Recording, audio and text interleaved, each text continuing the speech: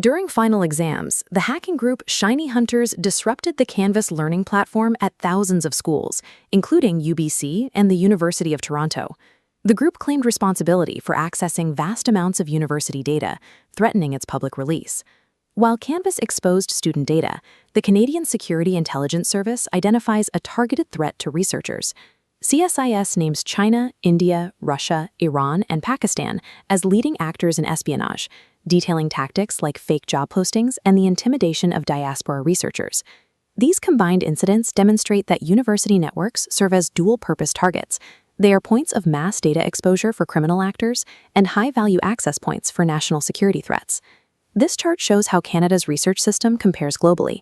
We currently rank 5th, trailing the United Kingdom, Netherlands, United States, and Sweden across 7 key indicators of performance and integrity. Our high standing is supported by a global lead in academic integrity. However, we are losing ground in research funding and openness, the metric measuring how effectively academic research translates into real-world applications.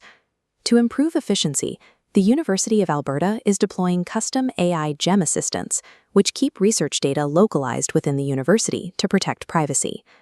This contrasts with a recent Five Eyes warning against agentic AI, autonomous systems that can act with limited oversight, creating new attack surfaces for sensitive data.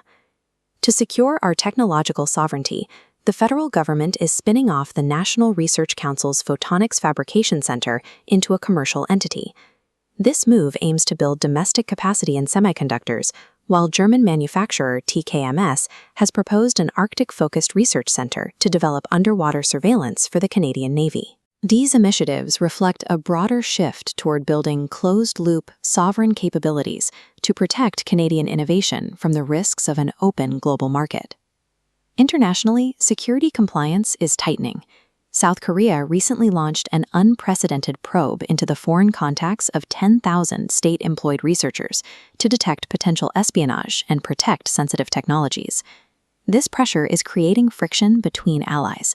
European universities are now questioning the reliability of U.S. NIH funding as new American policy shifts and collaboration restrictions lead to project delays and grant cancellations.